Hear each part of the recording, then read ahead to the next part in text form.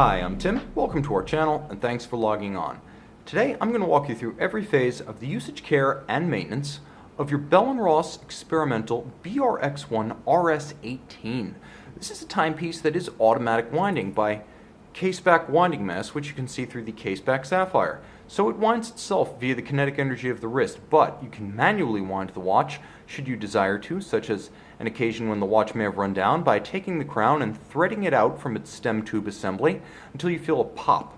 It'll pop out of its stem tube threading, and now you can wind the watch. In that first position, turn the crown 25 to 35 turns to get the watch started. You'll note, even if the chronograph is not running, the constant second subdial will start to advance as the balance beats.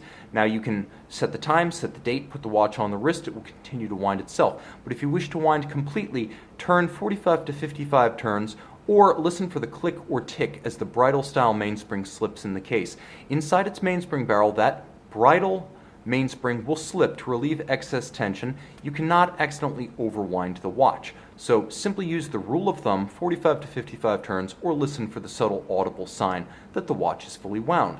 Now there are two subsidiary setting functions once the watch is ticking: the quick set date and the hacking or stop seconds function. We're going to talk about stop seconds.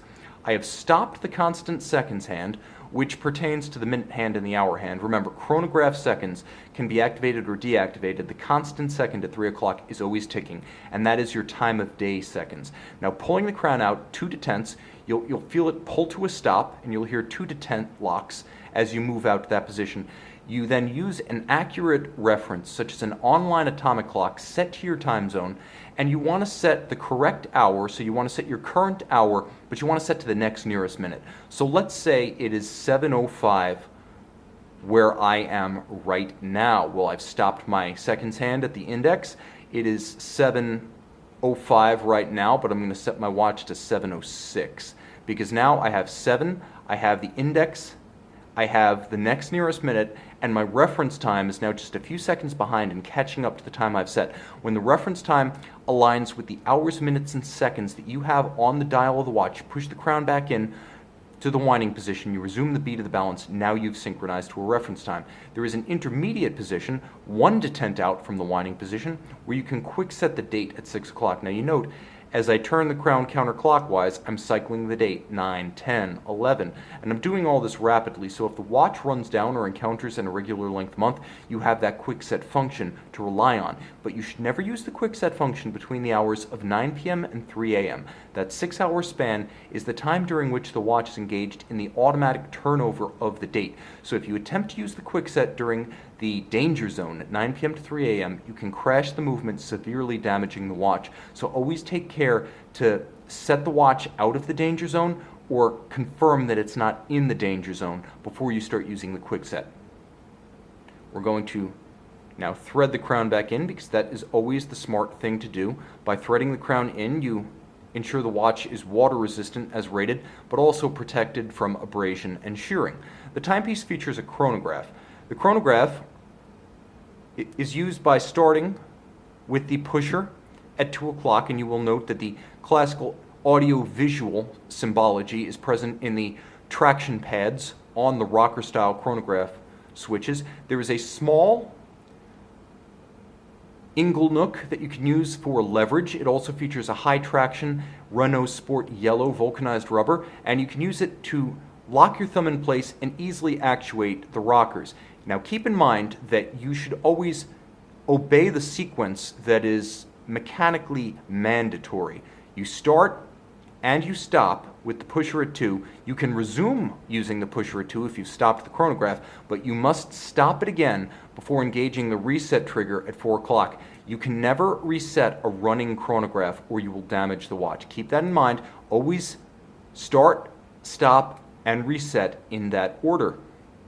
You will note that there's a tachymeter scale, outboard. This is used for gauging the speed of a high-speed object over a set distance. You'll note there are no units, so you can use a mile, you can use kilometers, but you will be timing something very fast, because you'll note that the minimum calibration is well above the speed of sailboats or human athletes. So, for example, I am going to time a Renault Sport race car, and it is starting a standing kilometer. As it passes the threshold of the beginning of the standing kilometer, I am commencing the chronograph, and now it's approaching the end of the standing kilometer, and boom, I stop the chronograph.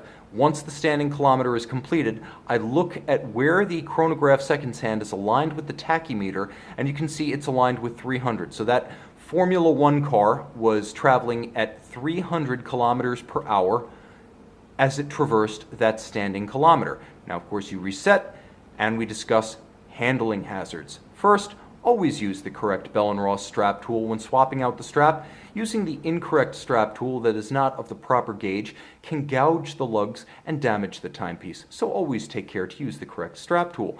Also, water, magnetism, and shock are the primary hazards to your watch, and we'll discuss water first since it is the greatest hazard. This is a 100-meter water-resistant timepiece. Despite being land sport themed, nevertheless, it is equally appropriate for Daytona Speedway or Daytona Beach.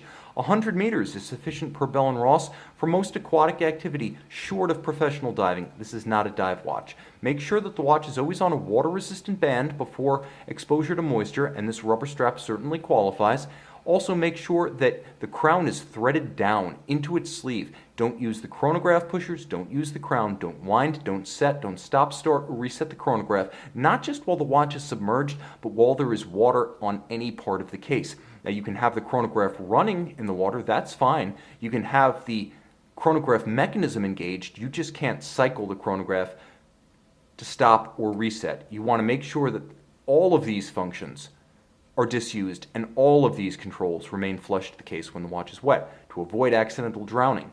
You can also help avoid accidental drowning by understanding that water resistance ebbs with time. Unlike mechanical specifications, water resistance will lessen as seals age and lubricants degrade. Therefore, Bell & Ross recommends having the watch checked by an authorized service center of Bell & Ross at minimum every 24 months. This is also a good time to have holistic condition, water resistance, and chronometric performance checked. Take note that magnetism, though unseen, is everywhere, and it will affect the ferrous hairspring at the center of your watch's beating balance. The effect of altering your watch's heartbeat is to change its timing. A magnetized watch will run erratically, either very quickly or very slowly, and if you suspect due to erratic running that your watch has been magnetized, take your timepiece to a Bell & Ross authorized service center where the timepiece can be quickly and easily demagnetized with specialized equipment. As a precaution, keep the watch remote from speakers, subwoofers, electronic devices, wiring looms, wiring harnesses, as well as the closures of wallets, purses, and refrigerator doors. Shock and concussion can cause permanent damage to your watch. Disuse the watch during concussive activities such as firearms marksmanship, sports like batting, tennis, or golf, as well as the riding of ATVs or mountain bikes. Keep in mind that a fine mechanical timepiece per Bell & Ross requires a comprehensive service every 3 to 5 years. Should the watch require a comprehensive service, it will be thoroughly cleaned, the case will be restored to its factory appearance and finish, a worn strap will be replaced, and the movement will be cleaned, disassembled, all components inspected, and then oiled and fully adjusted to restore its chronometric precision. This should be performed solely with authorized service centers of Bell & Ross or the factory itself. These agencies solely have the trained personnel, the specialized tools, and the original factory replacement parts to protect the value of your Bell & Ross timepiece as an investment and as a timekeeper. Ultimately, only these agencies are able to back all labor and parts invested with the Bell & Ross factory service warranty. To learn more about the proper usage and care of this or any Bell & Ross fine timepiece, visit our website at govbergwatches.com and call, text, or email our service specialists who will walk you through every phase of the usage and care of your watch.